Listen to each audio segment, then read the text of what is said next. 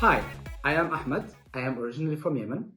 I started my STEM journey when I decided to study mechanical engineering back in Yemen. After graduating, I worked in a diesel power plant to power a small part of my city in Yemen. You should know that Yemen is actually struggling from energy poverty, and that was the main drive for choosing that department and that sector. After that, I actually realized the big problem that we're facing, which is climate change. And I realized what I'm doing, it could not be ethical, at least for myself. And that's when I decided to switch from the diesel and fossil fuel general field into more power and clean field. That's when I had my break to come to the University of Edinburgh to study sustainable energy system.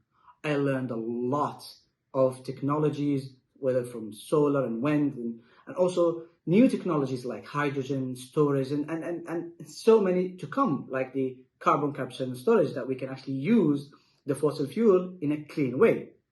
After graduating from the University of Edinburgh, I worked as a technical consultant for Green Cat Renewables. I worked in many projects all across the UK. These projects involved wind farms, solar farms, hydropower plants, and it was really interesting to me. However, there was a however. It was mainly small projects and individual microeconomic projects. And that's when you just focus on small investments for banks. But I decided I don't want that. I decided I want to look at the bigger picture rather than just a small wind farm or a portfolio of wind farms. No, I want to look at markets. So I decided to join with McKinsey as a research associate.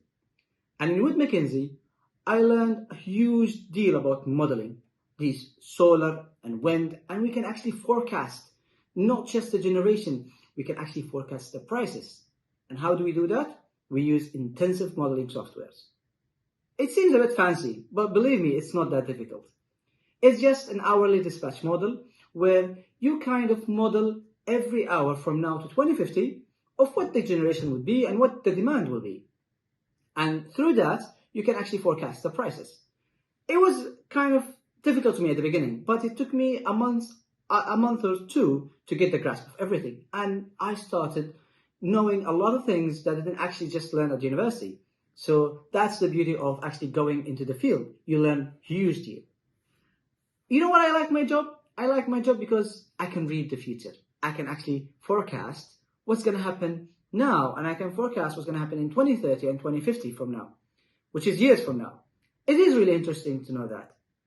It can never be very accurate, like 100% accurate, but you can go to the close kind of results that investments, policymakers across the country will actually use these data to base their policies. I like my job because my job includes not just wind or solar. No, I actually get a very, very good results from collaborative teams across the company.